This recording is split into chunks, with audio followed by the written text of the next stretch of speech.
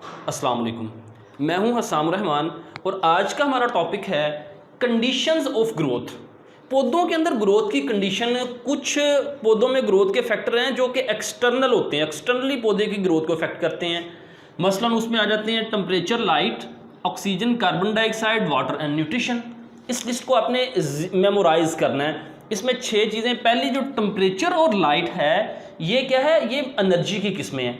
Oxygen और carbon dioxide ये gas की इकसाम है, और वाटर एंड न्यूट्रिशन ये मैटर यानी आप कह लें कि सॉलिड मादे की किस्म है। इसको आपने याद रखना है, temperature, light, oxygen, carbon dioxide, water and nutrition.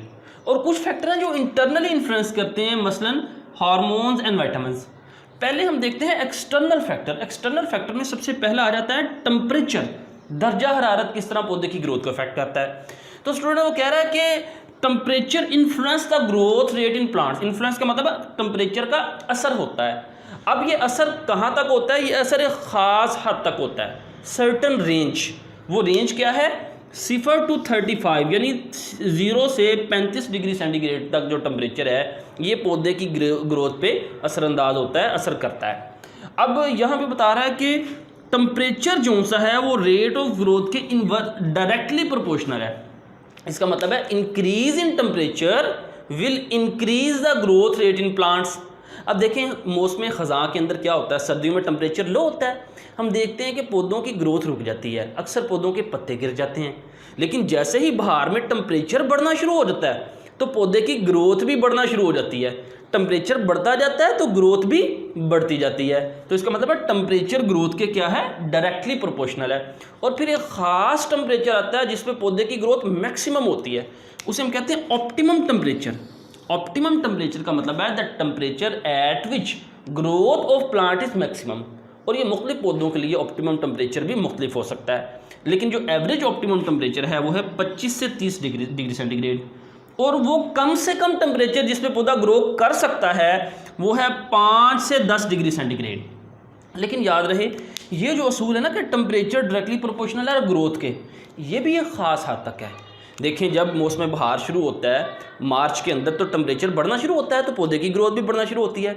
लेकिन जब जून, जुलाई, अगस्त के अंदर टेम्परेचर मैक्सिमम हो जाता है तो इतने ज़्यादा टेम्परेचर पे बाज़ दफ़ा पौधे की ग्रोथ क्या हो जाती है, रुक जाती है। इवन के कुछ जो छोटे पौधे होते हैं वो पानी की कमी की वजह से डेड भी हो जाते हैं।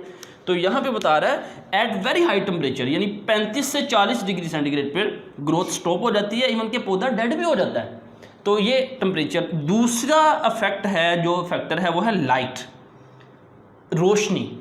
अब इस रोशनी में वो कह रहा है कि रोशनी से मुराद वो रोशनी है जो पौधा जज़ब करता है, क्योंकि ज़ाहिरी बात है। अब ये देखें, लेट्स सपोज ये एक प्लांट है, तो इस पौधे के ऊपर ये जो लीव्स हैं, ये पत्ते लगे हुए हैं। तो अब ये जो पत्ते हैं, इन पत्तों ने क्या करना है, जो सूरज की रोशनी इन पे पड़ती है वो 100% जज़ब नहीं करते, बल्कि 100% में से सिर्फ 1% रोशनी पत्ता जज़ब करता है। तो यहाँ पे लाइट से मुराद है वो लाइट जो पत्ता जज़ब करता है, एब्जॉर्ब करता है। उस लाइट का पौधे की ग्रोथ पे क्या इफेक्ट होता है? तो उसका 3 तरह से इफेक्ट होता है। Influence of light on growth, influence असर लाइट का 3 तरह से होता है। वो एक है लाइट इंटेंसिटी, एक है क्वालिटी और एक है ड्यूरेशन।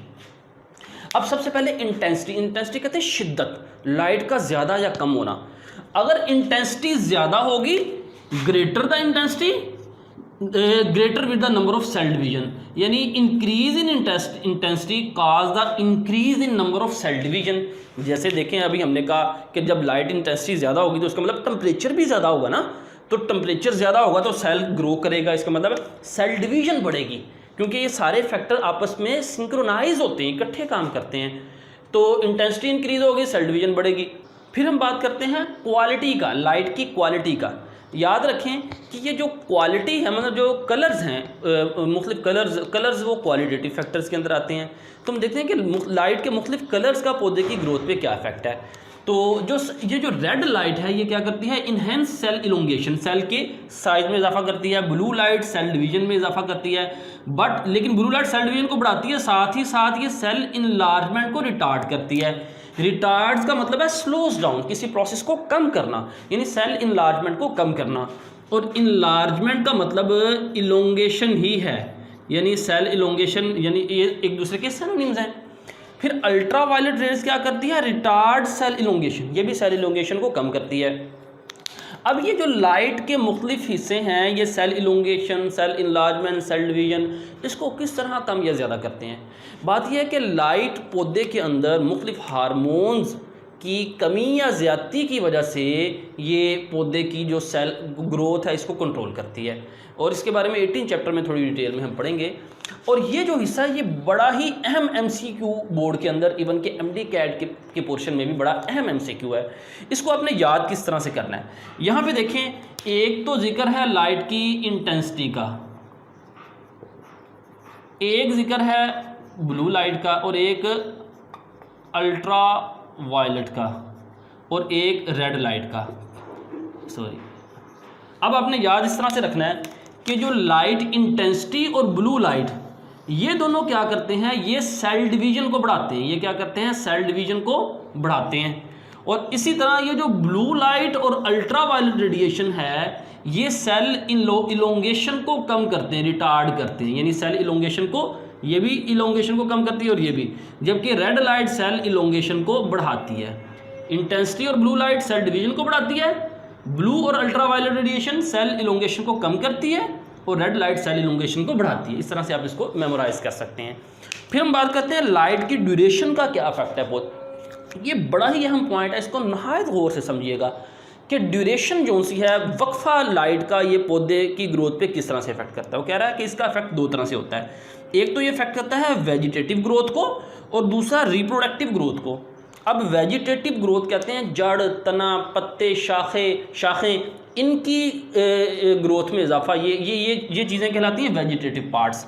जबकि रिप्रोडक्टिव पार्ट्स में आ जाता है फ्लावर, फ्रूट एंड सीड। तो अब ये किस तरह से लाइट वेजिटेटिव और रिप्रोडक्टिव पार्ट की ग्रोथ में कमी या ज़्यादती करती है? अब बात यह है कि फ़र्ज़ करें हमने यहाँ पे जो गंदम की फसल है वो नवंबर दिसंबर में लगाई जाती है। जब आप बीज लगाते हैं तो उससे क्या होता है? पौधा निकलता है। तो अब जब पौधा निकलता है तो वो क्या होता है? उसके वेजिटेटिव पार्ट्स में इजाफा होता है। वो उस वक्त जो लाइट का ड्यूरेशन होता है, उस लाइट के ड्यूरेशन की वजह से इसका सिर्फ जड़ें, तना और पत्ते साइज़ में इजाफा करते हैं, पौधा बड़ा होना शुरू हो जाता है। जैसे ही फरवरी के एंड में और मार्च के शुरू में ख़ास लाइट का ड्यूरेशन आता है, वो लाइट का ड्यूरेशन ज़रा ज़्यादा होता है, पौधा उस लाइट के ड्यूरेशन का वेट कर रहा होता है। जैसे ही वो लाइट ड्यूरेशन आता है, पौधा वेजिटेटिव ग्रोथ ख़त्म कर देता है, रिप्रोडक्टिव ग्रोथ शुरू कर देता है। यानी अब इसके ऊपर क्या होता है? इसके ऊपर वो फ्लावर निकलते हैं और इससे वो फिर सिट्टे बनते हैं, यानी आप कह लें बीज बनते हैं। तो ये इस तरह लाइट ड्यूरेशन की वजह से क्या होता है? वेजिटेटिव एक ख़ास लाइट ड्यूरेशन वेजिटेटिव ग्रोथ में इजाफा करता है। फिर जब लाइट ड्यूरेशन बदलता है तो रिप्रोडक्टिव ग्रोथ शुरू हो जाती है। अब इसका रोल क्या होता है? Inducing flowering and suppressing flowering. Flowering को इंड्यूस भी कर रहा है, फ्लावरिंग को सप्रेस भी कर रहा है। अब देखें, जब तक वो लाइट ड्यूरेशन जनवरी के आखिर में और मार्च में, फरवरी और मार्च में नहीं आया था, तब तक क्या हुआ था? फ्लावरिंग सप्रेस थी, फ्लावरिंग नहीं हुई। जैसे ही लाइट ड्यूरेशन आया, फ्लावरिंग इंड्यूस हो गई। और यहाँ पे एक और बात याद रखें कि फ़र्ज़ करें हमने गंदम की एक ही वैरायटी है, एक खेत के अंदर हमने उसको लगा दिया नवंबर के शुरू में लगा दिया। एक दूसरे खेत में आपने क्या लगाया? उसे नवंबर के आखिर में। अब जिसको आपने नवंबर के आखिर में लगाया, उसकी ग्रोथ वो साइज़ में छोटा होगा और ये साइज़ में बड़ा होगा। ये नवंबर के शुरू में लगाया, ये नवंबर के आखिर में, इसका साइज़ छोटा इस फसल का साइज़ बड़ा। लेकिन जैसे ही मार्च के अंदर वो लाइट का ड्यूरेशन आएगा जिसने फ्लावरिंग प्रोड्यूस करनी है, फ्लावरिंग इन्हेंस करनी है, तो ये अपनी वेजिटेटिव ग्रोथ वहीं छोड़ देगा और फ्लावर पैदा करेगा, बीज पैदा करेगा। ये भी अपनी वेजिटेटिव ग्रोथ वहीं छोड़ देगा, यानी साइज़ वेजिटेटिव ग्रोथ वहीं रुक जाएगी। ये छोटे साइज़ में वेजिटेटिव ग्रोथ रोक देगा, ये बड़े साइज़ में। तो ये अफेक्ट होता है। अब देखते हैं कि कुछ फ्लावर्स ऐसे होते हैं जो सारे के सारे मौसम बहार में खिलते हैं, कुछ फ्लावर ऐसे होते हैं जो सर्दियों में, मसलन दिसंबर के अंदर एक बड़ा मशहूर फ्लावर है जिसे हम कहते हैं गुले दाऊदी, क्राइसेंथीमम। तो वो उस लाइट पीरियड फोटो पीरियड के अंदर खिलता है। तो लाइट का जो इफेक्ट है पौधे की वेजिटेटिव और रिप्रोडक्टिव ग्रोथ पे, इसे हम कहते हैं फोटो पीरियडिज्म। फोटो का मतलब है लाइट और पीरियडिज्म का मतलब है पीरियड, वक्फा, लाइट का वक्फा। ये भी 18 चैप्टर में हम थोड़ी डिटेल के साथ इसको स्टडी करेंगे। अब अगला फैक्टर है ऑक्सीजन। अब कह रहा है कि oxygen is required for the successful growth of plant, continuous supply, लगातार ऑक्सीजन की सप्लाई चाहिए। क्यों चाहिए लगातार ऑक्सीजन की सप्लाई? बात यह है कि कोई भी सेल जिंदा इस वजह से होता है कि उसमें कम्प्लेक्स मेटाबॉलिक एक्टिविटीज़ हो रही हैं, केमिकल रिएक्शंस हो रहे हैं। केमिकल रिएक्शन कैसे चल रहे हैं? वो चल रहे हैं एनर्जी की मदद से। एनर्जी कहाँ से आती है? एनर्जी आती है ग्लूकोज टूटता है तो एनर्जी पैदा होती है एटीपी की शक्ल में। अब ग्लूकोज कैसे टूटता है? ग्लूकोज ऑक्सीजन की मौजूदगी में टूटता है। इसका मतलब ये है अगर ऑक्सीजन नहीं होगी तो ग्लूकोज नहीं टूटेगा, एनर्जी पैदा नहीं होगी और उस एनर्जी से मेटाबॉलिक एक्टिविटीज़ भी नहीं होंगी और अल्टीमेटली ग्रोथ भी नहीं होगी। No oxygen, no metabolic activities and ultimately there is no growth. और इसी तरह अगर ऑक्सीजन की सप्लाई, और यहाँ पे एक और बात, अगर ऑक्सीजन की सप्लाई नॉर्मल हद से ज़्यादा हो जाए तो फिर भी ग्रोथ जो सी है वो उस पर असर होता है, उस पर अफेक्ट होता है। वो क्यों इफेक्ट होता है? बात यह है कि ऑक्सीजन की सप्लाई अगर नॉर्मल से ज़्यादा हो जाएगी ना तो वो ऑक्सीजन क्या करेगी? पौधे को कार्बन डाइऑक्साइड अपटेक करने में ज़रा डिफिकल्टी मसला पैदा करेगी, जिसकी वजह से कार्बन डाइऑक्साइड अपटेक नहीं होगी तो ग्रोथ में फ़र्क पड़ेगा, क्योंकि कार्बन डाइऑक्साइड से पौधा अपनी खुराक तैयार करता है। इसी तरह जिस तरह ऑक्सीजन है इसी तरह कार्बन डाइऑक्साइड है कि कार्बन डाइऑक्साइड की नॉर्मल सप्लाई रिक्वायर्ड है। क्यों? फोटोसिंथेसिस के लिए, फोटो लाइट सिंथेसिस बनाना। ये वो अमल है जिसमें पौधा सूरज की रोशनी की मदद से कार्बन डाइऑक्साइड से अपनी खुराक बनाता है, ग्लूकोज। तो कार्बन डाइऑक्साइड होगी तो फोटोसिंथेसिस होगी, और लेकिन अगर कार्बन डाइऑक्साइड की मिकदार भी नॉर्मल से ज़्यादा हो जाएगी तो ग्रोथ क्या होगी? ग्रोथ अफेक्ट होगी। क्यों अफेक्ट होगी? क्योंकि जब नॉर्मल से ज़्यादा कार्बन डाइऑक्साइड होगी तो वो ऑक्सीजन अपटेक में डिफ़िकल्टी पैदा करेगी, फिर ग्रोथ अफेक्ट होगी। फिर आ जाता है जी वाटर। अब बात यह है कि जितने भी केमिकल रिएक्शन हो रहे हैं, चाहे प्लांट सेल हैं चाहे एनिमल सेल हैं, वो तमाम मेटाबॉलिक एक्टिविटीज़ वो किस इन्वायरमेंट में हो रही हैं? वाटर, इक्वस मीडियम में हो रही हैं। तो वाटर के बगैर तो लाइफ पॉसिबल ही नहीं है।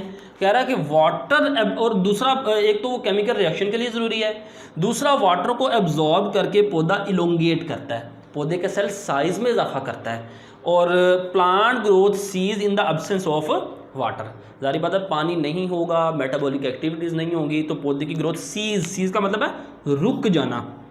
फिर आ जाते हैं जी न्यूट्रिशन। न्यूट्रिशन कहते हैं खुराक को।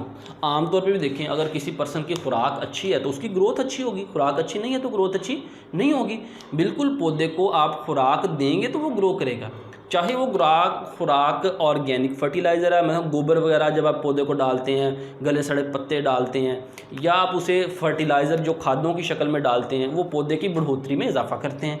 Nutrient supply, energy to plant, पौधे को एनर्जी फराहम करता है। इसी तरह न्यूट्रिएंट सप्लाई ज़्यादा होगी ग्रोथ ज़्यादा होगी, न्यूट्रिएंट सप्लाई कम होगी ग्रोथ भी कम होगी।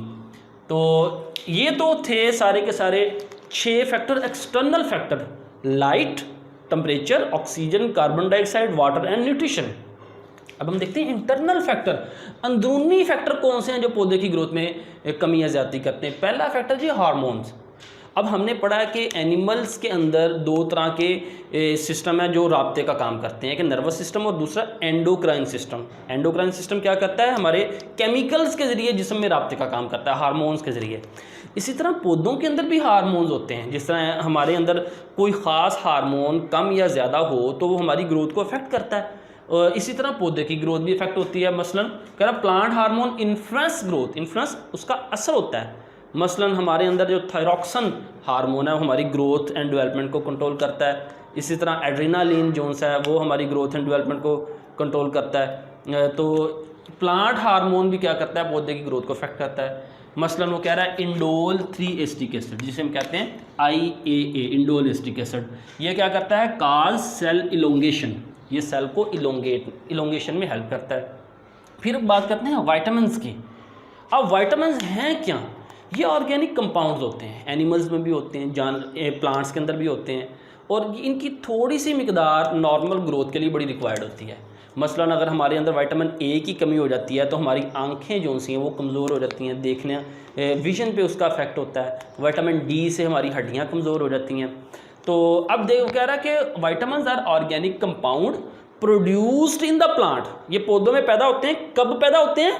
In the presence of light, light की मौजूदगी में। इसका मतलब है अगर किसी पौधे को आप डार्कनेस के अंदर रखें, अंधेरे में रखें, तो डार्क के अंदर लाइट नहीं होगी तो विटामिन्स भी नहीं बनेंगे, विटामिन डेफिशिएंसी उसकी कमी हो जाएगी और अल्टीमेटली पौधे की ग्रोथ सीज हो जाएगी, ग्रोथ का अमल भी रुक जाएगा। इस टॉपिक में सबसे पहले हम लॉन्ग क्वेश्चन की बात करते हैं। ये मैंने पर्पल कलर से लिखा हुआ है long question. Discuss the external and internal factors that affect the growth in plants, इस तरह से लॉन्ग क्वेश्चन आ सकता है।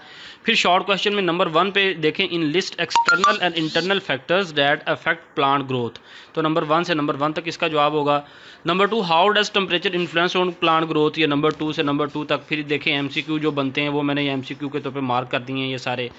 फिर नंबर 3 क्वेश्चन बनता है, give the ways by which light influence plant growth, तो ये नंबर 3 से नंबर 3 तक इसका जवाब करना होगा। इसमें MCQ बनता है जो आखिर में मैंने उसका मॉडल दिया हुआ है, इसी अभी थोड़ी देर बाद आप देख सकते हैं। फिर क्वेश्चन नंबर 4 है, why oxygen and carbon dioxide are necessary for plant growth, तो ये दोनों मैंने इकट्ठे दो करके कर दिए हैं। ऑक्सीजन का अलहदा से भी आ सकता है, कार्बन डाइऑक्साइड का अलहदा से भी। फिर why water and nutrients are necessary for plant growth, तो ये नंबर 5 वाला, ये यहाँ से नंबर 5 से नंबर 5 तक, ये इसका जवाब का निशान लगाना याद नहीं रहा, तो वाटर एंड न्यूट्रिशन वाला इसमें आ जाएगा। फिर नंबर 6 क्वेश्चन है, right about internal factor responsible for plant growth, तो ये दोनों फैक्टर हार्मोन्स और विटामिन वाले इसमें शामिल होंगे और ये MCQ बनता है। और फिर आखिर में देखें ये इसका जो MCQ मैंने बताया बड़ा है MCQ, MD कैट के हवाले से भी हमें विच वन इज़ करेक्ट, इसमें से करेक्ट ऑप्शन देखें, तो ये इसका MCQ आप देख सकते हैं, मॉडल MCQ। तो ये था आज का लेक्चर। अस्सलामु अलैकुम वरहमतुल्लाहि वबरकातुहू।